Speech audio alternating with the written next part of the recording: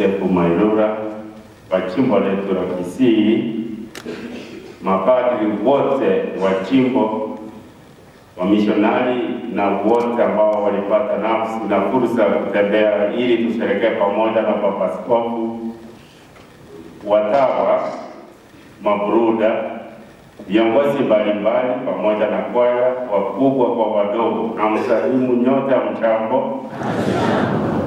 Hii ni fursa njema ya kumkaribisha Baba Askofu atuongoze misa takatifu kwa ajili ya mapadri wote ambao wanafanya kazi chini yake, na zaidi siku kuu tunapokumbuka siku ya mapadri.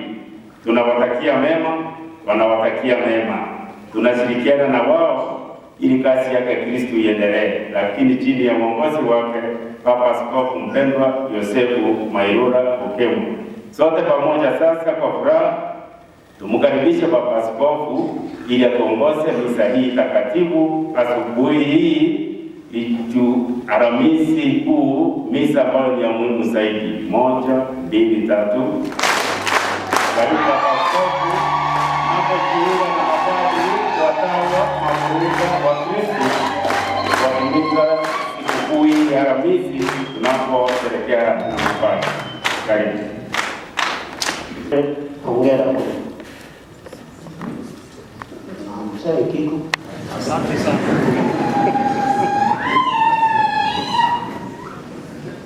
Na watawa, hongera kwenu kwa sababu mnashiriki nasi kufanya kazi katika parokia zote.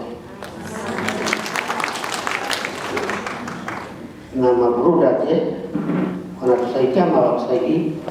Wanatusaidia, hongera kwenu. Na Wakristo wote hongera kwenu kwa sababu hatuwezi kuwa na jimbo bila Wakristo, na kutoka kwa Wakristo tunapata watoto ambao baadaye watachagua kuwa mapadre ama watawa wa kiume ama wa kike. Kwa hiyo hii ni siku ya muhimu sana. Tunazingatia umoja wetu katika misa hii. Kwa jina la Baba na la Mwana na la Roho Mtakatifu. Amina. Amani iwe kwenu. Basi ndugu na dada zangu, tukiri dhambi zetu sasa hivi ili tupate mstahilisho wa kuadhimisha mafumbo matakatifu haya. Na muungamie Mungu Mwenyezi.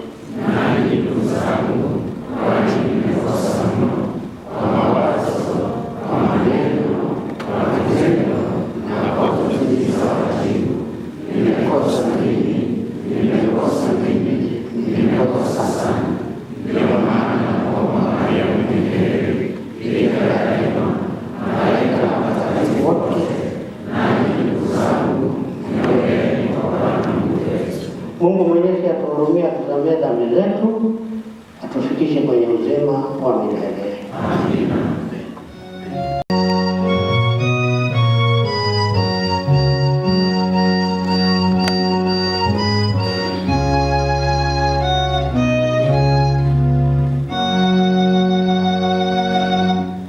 Oh,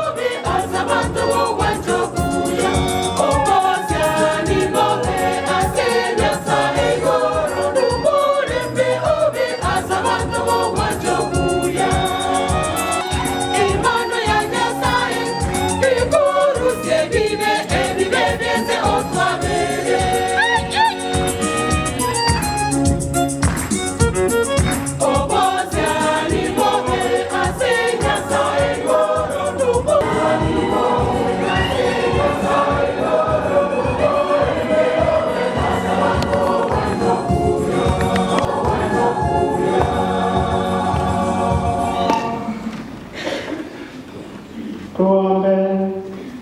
Ee Mungu, umempaka mafuta matakatifu mwanao pekee kwa Roho Mtakatifu na ukamfanya Kristo na Bwana, uwe radhi kutujalia ili tukisha kushirikishwa utakatifu wake tuwe mashahidi wa ukombozi ulimwenguni kwa njia ya Bwana wetu Yesu Kristo mwanao, anaishi na kutawala na katika umoja wa Roho Mtakatifu, Mungu daima na milele. Amen.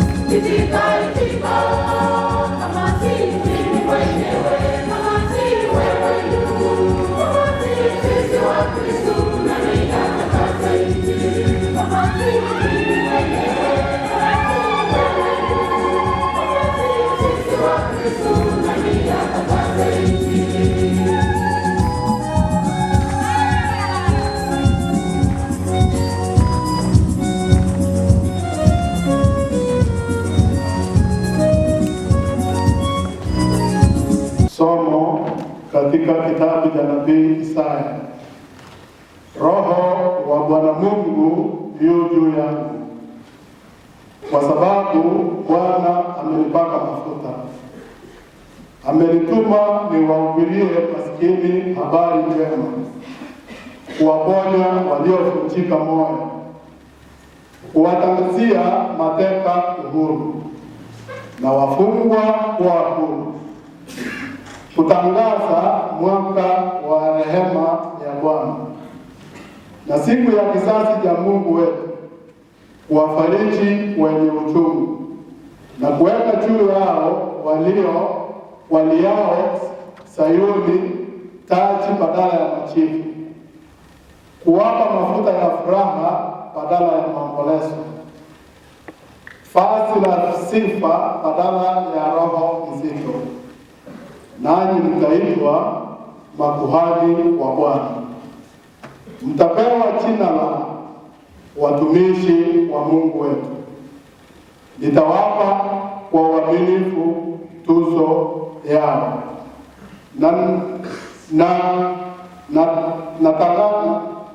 natangana nao agano la milele,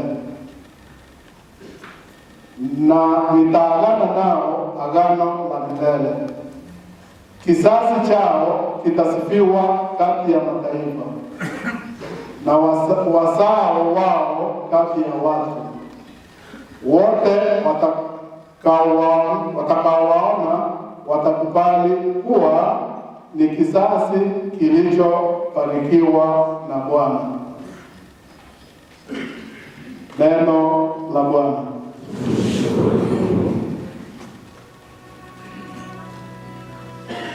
Zaburi ya kuitikizana. Fadhili za Bwana mtaziimba milele, ee Bwana. Fadhili za Bwana mtaziimba milele, ee Bwana. Fadhili za Bwana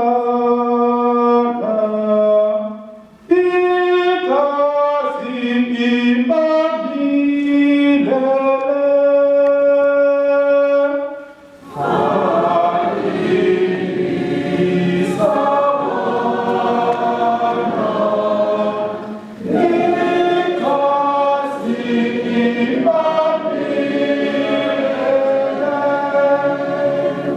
Kitabu cha Ufunuo wa Mtakatifu Yohane.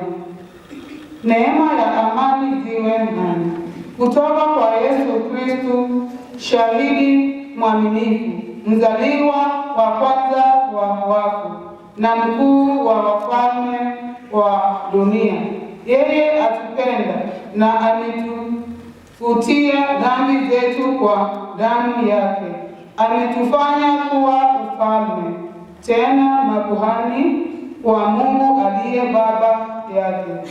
Yeye astahili utukufu na mamlaka daima na milele. Amina. Tazameni, anakuja kati ya mawingu, kila jicho litamwona, hata wale waliomtoboa, na makabila yote ya dunia yataomboleza kwa sababu yake. Naam, amina. Mimi ndimi Alfa na Omega, mwanzo na mwisho, asema Bwana Mungu, aliyeko, aliyekuwako na anayekuja, Mwenyezi. Neno la Bwana. Tumshukuru Mungu. Shangilio la Injili.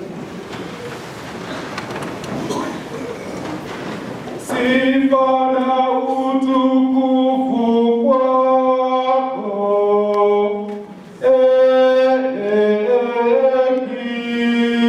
Kristu. Sifa na utukufu kwako,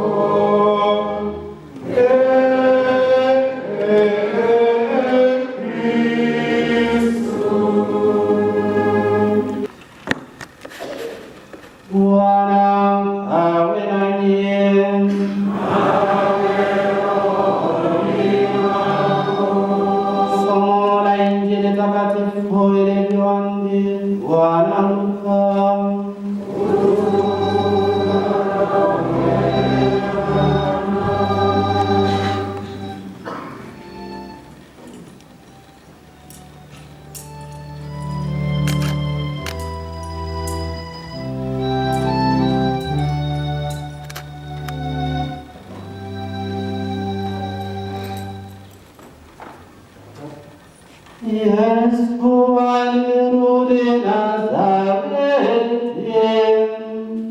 ndipo alipolelewa, na siku ya Sabato akaingia katika sinagogi, kama ilivyokuwa desturi yake, akasimama asome. Wakampa kitabu cha nabii Isaya, akakifungua, akakuta mahali palipoandikwa, Roho wa Bwana yu juu yangu, kwa maana amenipaka mafuta niwahubirie maskini habari njema, amenituma kuwatangazia wafungwa kufunguliwa, vipofu kuona tena, kuwaletea wafungwa uhuru, na kutangaza mwaka uliokubalika kwa Bwana. Akakifungua kitabu, akamrudishia mtumishi, akaketi na macho ya wote katika sinagogi yakamkazia yeye, akaanza kuambia, leo andiko hili limetimia masikioni mwenu. Leo andiko hili limetimia masikioni mwenu. Injili ya Bwana.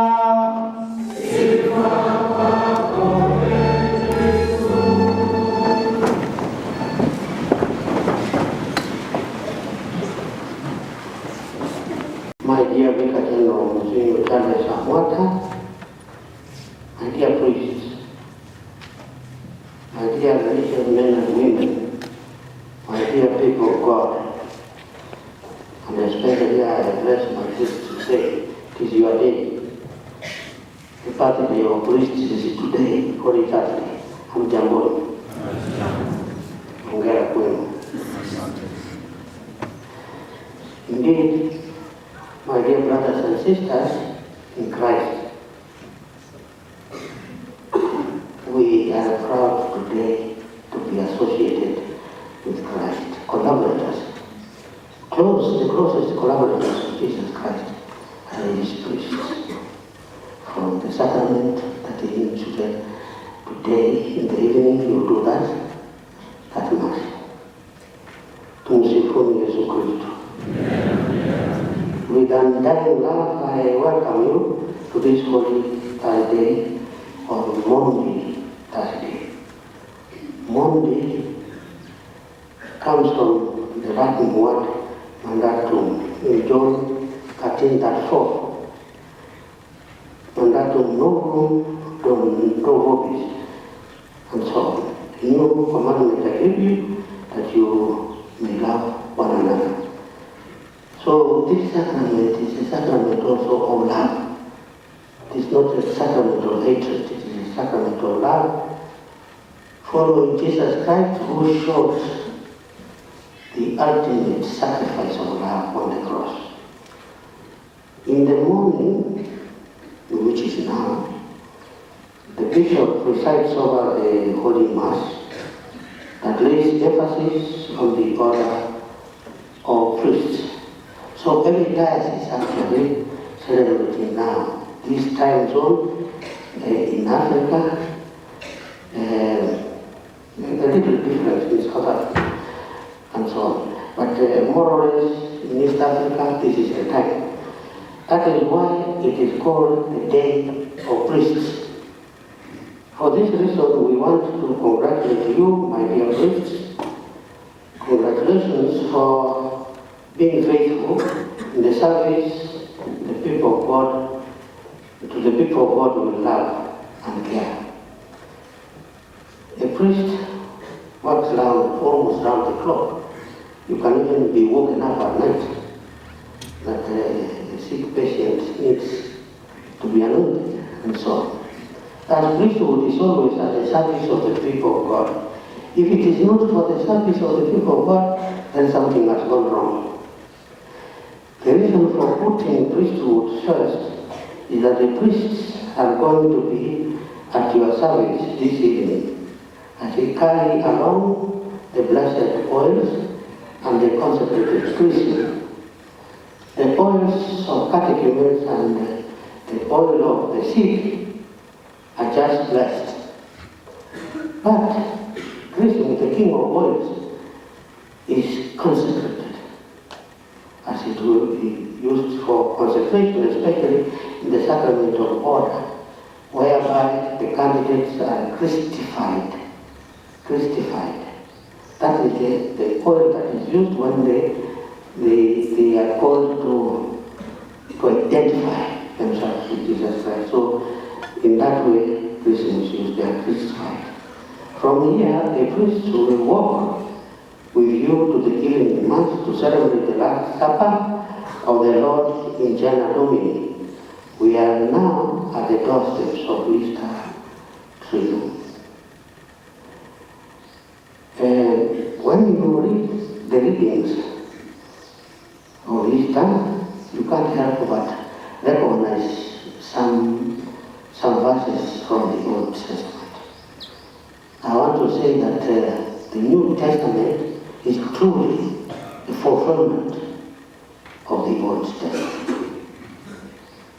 The fulfillment of Matthew copies from the Old Testament largely.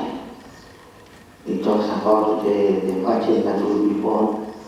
It talks about the oils and so on. You find many, even Exodus 19 talks about the oils. 1 Kings 30, I think, talks about the oils, how you consecrate the altar, how you prepare the altar, and so on, and you consecrate the people of God. Even kings were anointed. Even prophets were anointed. So you remember Samuel waiting to anoint the son of Jacob that would lead Israel. they came. All came and said, no, until the poor looking one came and said, this is the one. Good Friday, and Holy Friday, and Holy Saturday, and Easter Sunday are the 3 days we refer to as Easter Triduum, 3 holy days. During these 3 days, the Paschal mystery of our Lord is experienced. I use the word experience purposely because its experience seems to go beyond the physical. It goes to the Holy Spirit. It goes to the Spirit in you. And lived in a more intense manner. Once we experience for celebration, Good Friday, as it's on the Saturday, or Saturday and Easter Sunday. At the Last Supper, Mass will celebrate the Word.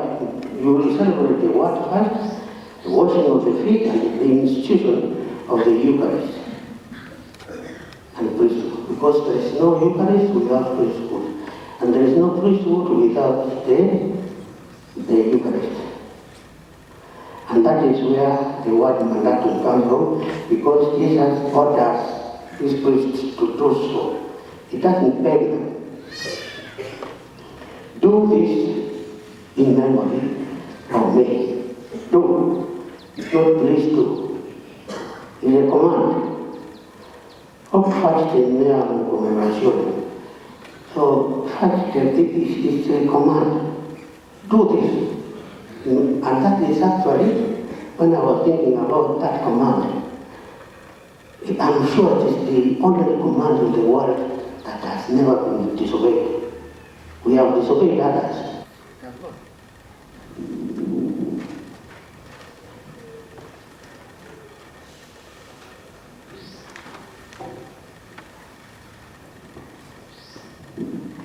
Okay, I'm thinking. It is telling me to think.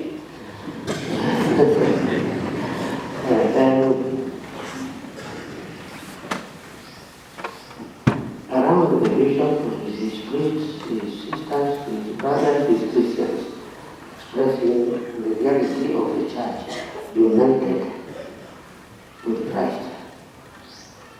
And they are acting in persona Christi, and thanking God that He has given me priests. Priesthood is attached to that for celebration, especially in the same mission, in one prayer, at one conference, at which the bishop resides, surrounded by a college of priests and by his ministers. And also, I always upon to think about Mary, who is the mother of Christ. The reason why I'm learning this today, the lesson from Mary, is that we must not forget that she is our mother, and she helps us every time. When we know she's there, we only need to give her our hand, and she will help us. So we need to ask her to help us in our work. Don't go alone. Go with the Spirit, Son, and the Holy Spirit.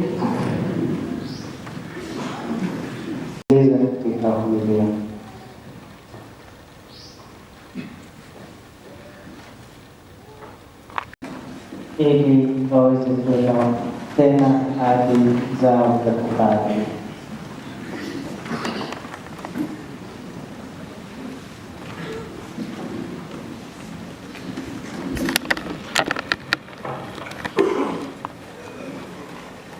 My brothers and sisters, pray for your priests. Ask the Lord to bless them with the fullness of His love, to help them be faithful ministers of Christ as the high priest, so that they will be able to lead you to Him, the fountain of your salvation. Now, my brothers, Today we celebrate the memory of the first Eucharist, at which our Lord Jesus Christ, with the apostles and with us, is called to the priestly service of his church. Now, in the presence of your bishop and God's holy people, are you ready to renew your own dedication to Christ as priests of his new covenant? I am. At donation, you accepted the responsibilities for the priesthood out of love for the Lord and his church. Are you resolved to unite yourselves more closely to Christ and try to become more like him by joyfully sacrificing your own pleasure and ambition to bring his peace and love to your brothers and sisters? I am.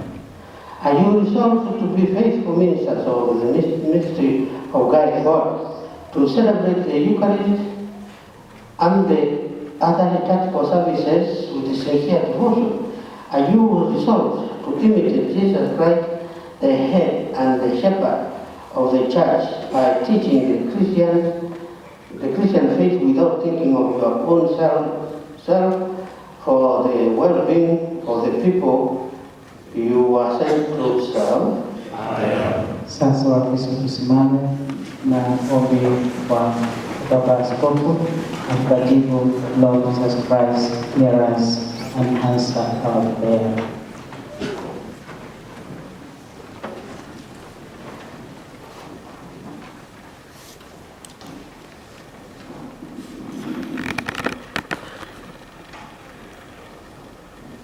My brothers and sisters, pray for your priests.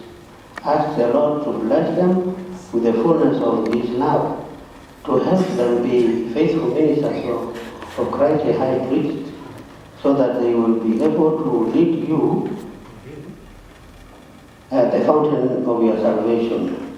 Lord Jesus Christ, hear us and answer our prayer. Lord Jesus Christ, hear us and answer our prayer. Pray also for me, that despite my own unworthiness, I may fulfill the office of apostle which Jesus Christ has entrusted to me. Pray that I may become more like our high priest and good shepherd, the teacher and servant of all, and so be a genuine sign of Christ's loving presence among us. Lord Jesus Christ, hear us and answer our prayer. May the Lord, in his love, keep you close to him always, and may he bring all of us, his priests and people, to eternal life. Amen. Sasa tuketi wakati ambapo kama mtakatifu baadaye tutakayotangaza.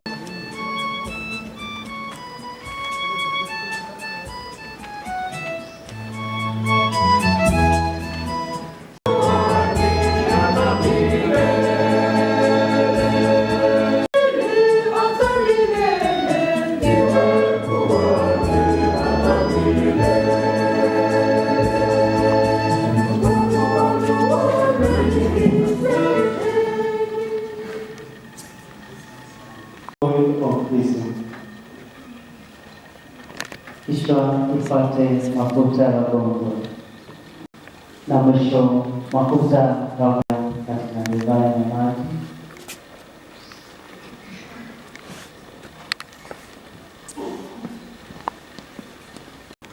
Katika kusononeka kwao na utungu wao, ili wasimkatae Yesu Kristo katika ugonjwa wao. Ugonjwa ukiwa na makali mengi sana, watu pengine wanafikiria Mungu yuko karibu sana, na ni afadhali kuunganisha mateso ya huyu mgonjwa na mateso ya Yesu Kristo kusudi tupate kufufuka. Lord God, loving Father, you bring healing to the sick through your Son Jesus Christ. Hear us as we pray to you in faith and send the Holy Spirit, man's helper and friend, upon this oil, which nature has provided to serve the needs of men and women.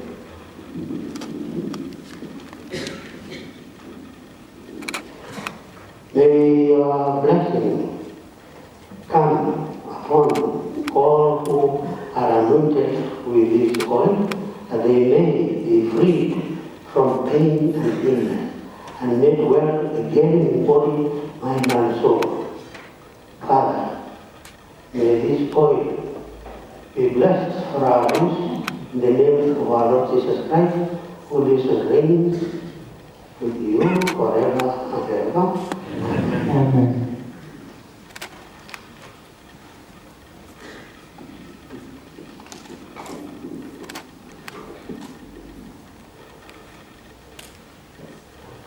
Sasa shukrani mafuta wa kutumia.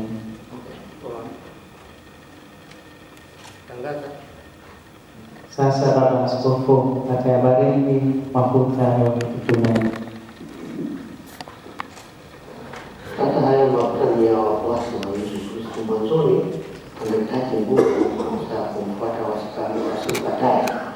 Kwa hivyo haya mafuta yana maana ya kuwaleta karibu zaidi na zaidi kwa Mwokozi wa Yesu Kristo. Lord God, protector of all who believe in you, bless this oil and give wisdom and strength to all who are anointed with it in preparation for their baptism. Bring them to a deeper understanding of the gospel, help them to accept the challenges of Christian living, and lead them to the joy of new birth in the family of your church. We ask this through Christ our Lord. Amen. Ada baru mafuta kusimama.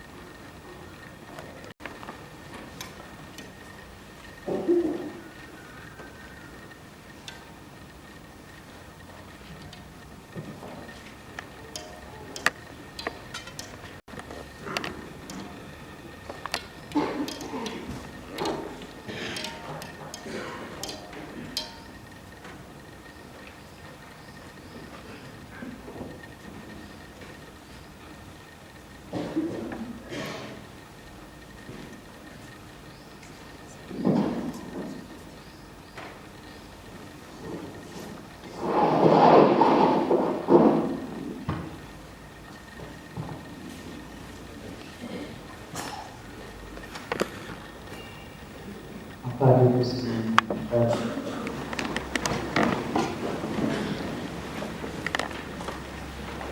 Let us pray.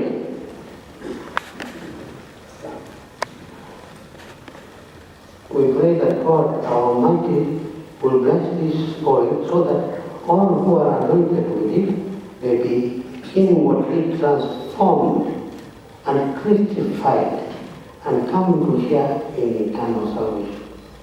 Sasa askofu atulisia mafuta.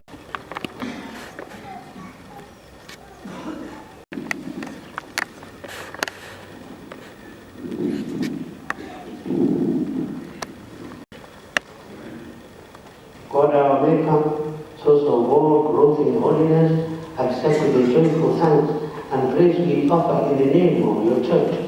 In the beginning, at your command, the earth produced fruit-bearing trees.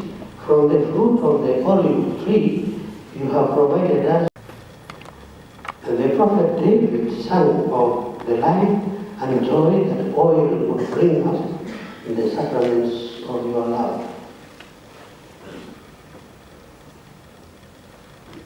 After the avenging fire, a dove returning to Noah with an olive branch announced your gift of peace. This was a sign of greater things, a greater gift to come.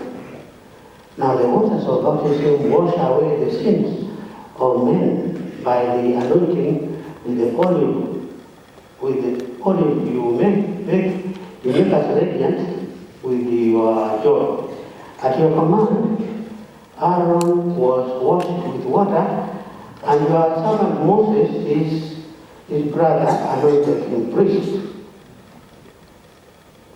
These two foreshadowed greater things to come. After your Son, Jesus Christ our Lord, asked John for baptism in the waters of Jordan, you sent the Spirit upon him in the form of a dove, and by the witness of your own voice, you declared him to be your only well-begotten Son.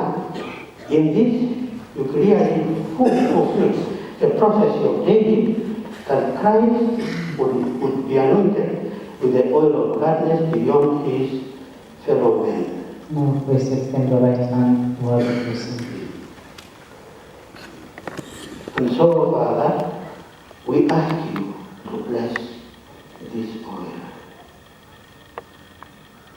you have created. Fill it with the power of your Holy Spirit through Christ your Son. It is from him that chrism takes its name, and with chrism you have clothed for yourself, anointed for yourself priests and kings, prophets and martyrs. Make this chrism a sign of life and salvation for those who are to be born in the waters of baptism. Wash away the evil they have inherited from sinful Adam, and when they are anointed with this holy oil, make them temples of your glory, radiant with the goodness of life that has its source in you. Through this sign of Christian, grant them royal, priestly, and prophetic honor, and clothe them with incorruption. Let this be indeed the chrism of salvation for those who will be born again of water and the Holy Spirit. May they come to share eternal life in the glory of your kingdom. We ask this through Christ our Lord. Amen. Sasa baada ya mafuta kusimama kutobarikiwa takatifu na tuingie kwa sehemu ya sadaka.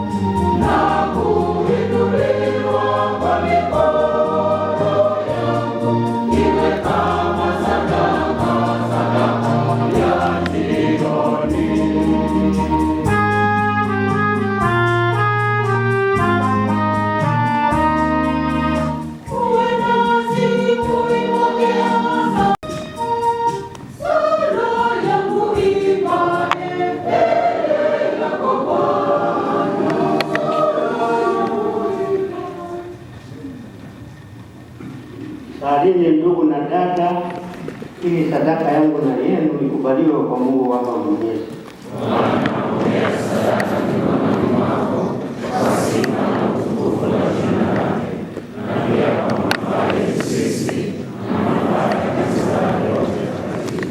Amina.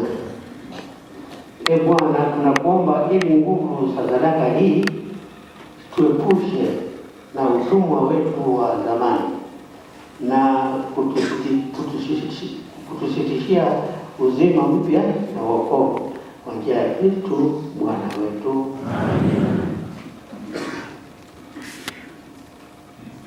Bwana awe nanyi. Awe rohoni mwako.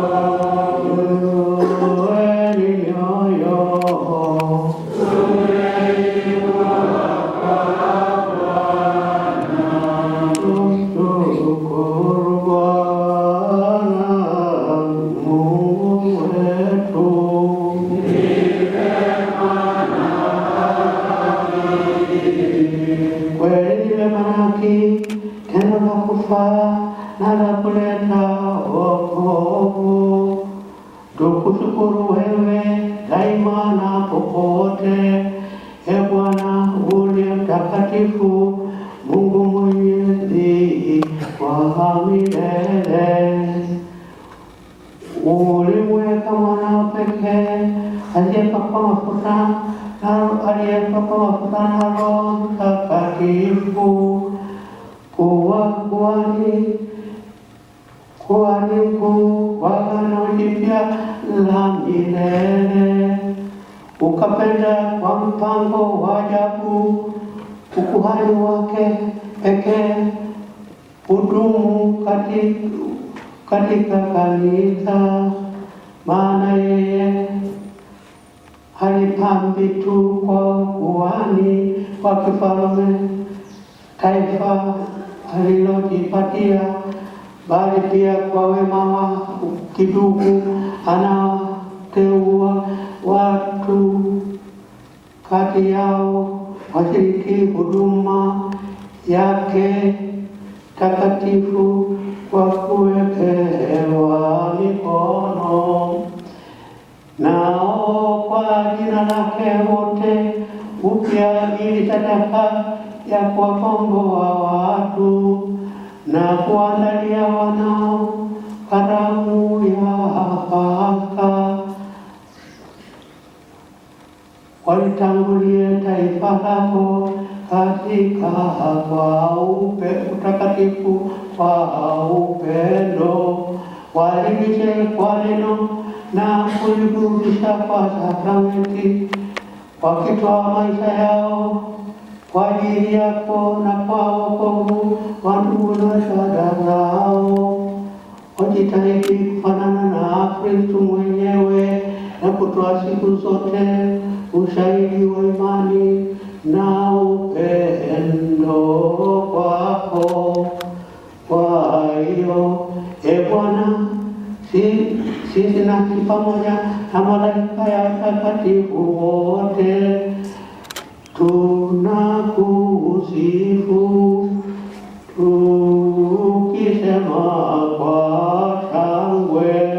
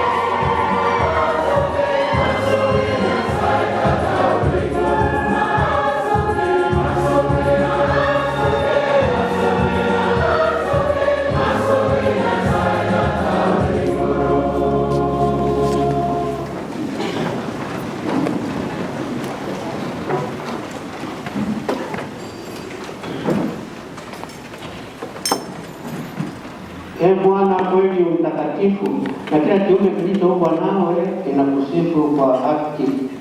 Maana kwa njia ya mwanao Bwana wetu Yesu Kristo na kwa uwezo wa utendaji wa Roho Mtakatifu unavitia uzima vitu vyote na kuvitakatifuza, wala huwachi kukusanya watu kwako, ili toka mawio ya jua na machweo yake dhabihu safi itolewe kwa jina lako.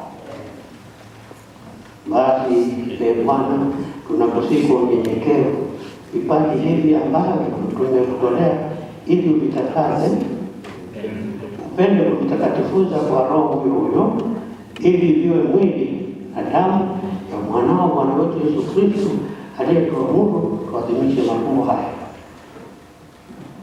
Maana yeye mwenyewe usiku ule alipotolewa alitoa mkate na kushukuru, aliubariki, akaumega na kuwapa wafuasi wake akisema, twaeni mule nyote, huu ndio mwili wangu utakaotolewa kwa ajili yenu.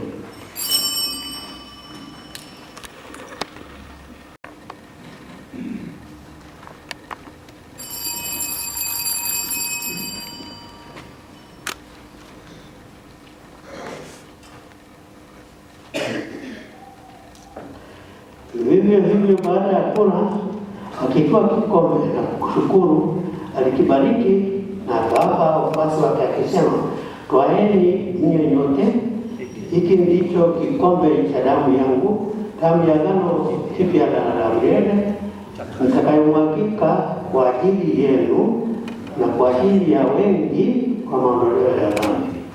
Fanyeni hivi kwa ukumbusho wangu.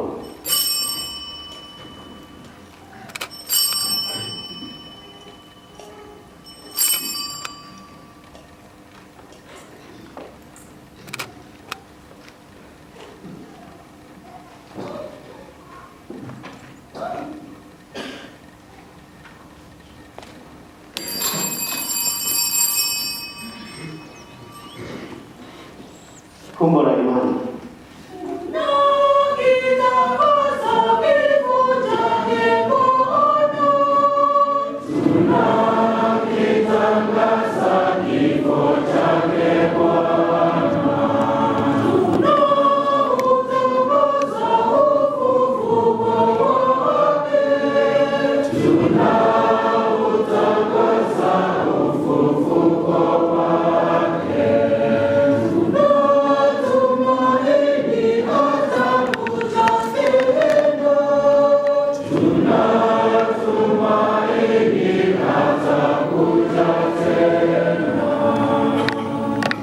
Kwa hiyo Ee Bwana, tunapoadhimisha ukumbusho wa mateso ya mwanao yaletaye wokovu pamoja na ufufuko wake wa ajabu na kufaa kwake mbinguni, na tunapoutazamia ujio wake wa pili, tunamtolea kwa shukrani sadaka hii iliyo hai na takatifu. Tunakuomba uangalie matoleo ya kanisa lako, na kwa kutambua yeye aliye kafara ambaye ulitaka kutulizwa kwa sadaka ya kifo chake, utujalie sisi tunaotiwa nguvu kwa mwili na damu ya mwanao na kujazwa Roho wake Mtakatifu, tupate kuwa mwili mmoja na roho moja katika Kristo. Yeye atufanye tuwe kwako sadaka timilifu ya milele, ili tuweze kupata urithi pamoja na wateule wako. Kwanza kabisa pamoja na Bikira Maria mwenye heri, mama wa Mungu, na Mtakatifu Yosefu mume wake huyo Bikira, na mitume wako wenye heri, na mashahidi wako watakatifu, Karoli Mwamba msimamizi wetu, na watakatifu wote ambao tunategemea kupata daima msaada wa maombezi yako mbele zako.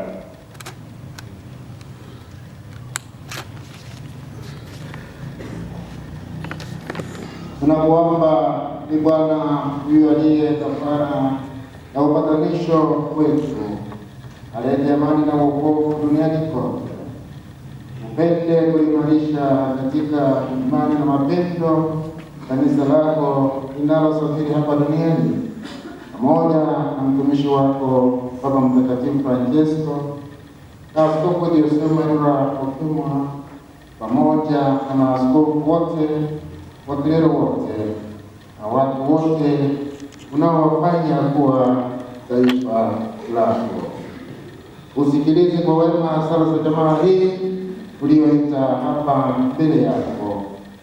Ee Baba uliye mtakatifu, kwa huruma yako wakusanya kwako wanao wote waliotawanyika popote duniani, wapokee kwa wema katika ufalme wako ndugu zetu marehemu na wote walioaga dunia wakiwa wamekupendeza, nasi tunatumaini kufika katika ufalme huo ili pamoja tushibishwe milele kwa utukufu wako. Kwa njia ya Kristo Bwana wetu, ambaye kwa njia yake unaujalia ulimwengu mema yote.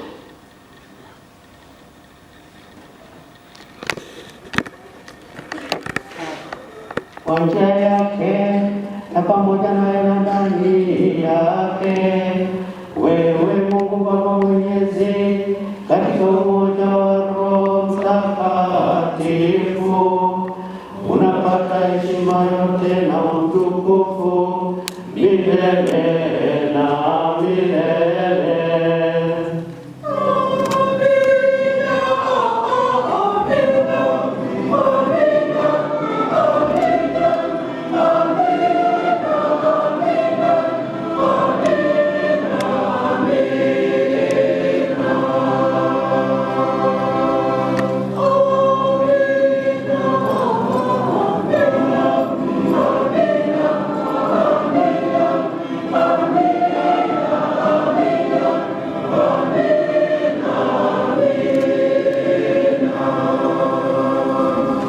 Agizo la Mwokozi wetu na tukifuata mafundisho yake ya kimungu, tunadhubutu kusema sote: Baba yetu uliye mbinguni, jina lako litukuzwe, ufalme wako ufike, utakalo lifanyike duniani kama mbinguni. Utupe leo mkate wetu kama tunavyowasamehe na sisi waliotukosea, usitutie katika kishawishi, lakini utuokoe maovuni. Ee Bwana, tunakuomba utuokoe katika maovu yote, utujalie kwa wema amani maishani mwetu, kusudi kwa msaada wa huruma yako tuokolewe daima na dhambi, wala tusifadhaishwe na jambo lolote, tunapoutazamia tumaini lenye heri na ujio wa Mwokozi wetu Yesu Kristo. Ufalme wako na nguvu na utukufu hata milele. Ee Bwana Yesu Kristo, uliyewaambia mitume wako, amani na wachieni, amani yangu nawapa, usitazame dhambi zetu ila tu imani ya kanisa lako. Upende kulijalia amani na umoja kama yalivyo mapenzi yako, unaishi na kutawala daima na milele. Amina. Amani ya Bwana iwe daima nanyi. Basi mpeane amani.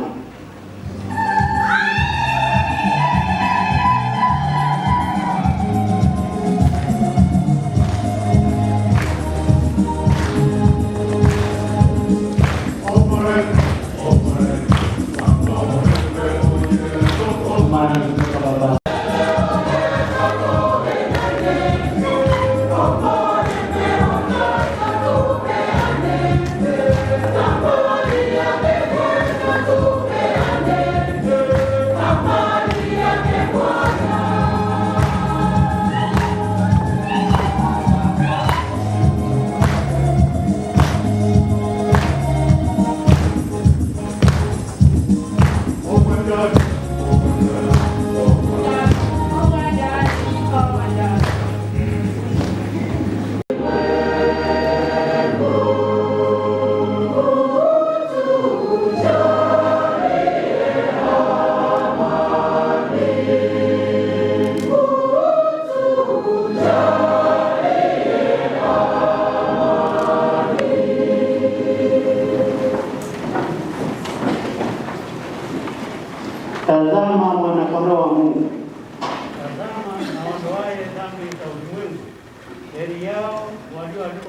karamu ya mwanakondoo.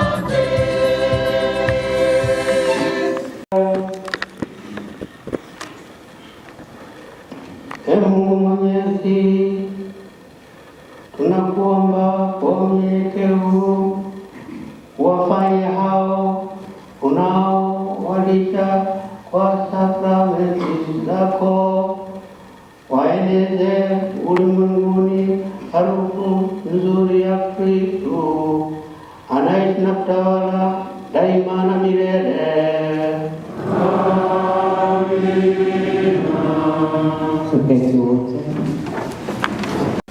Bwana awe nanyi.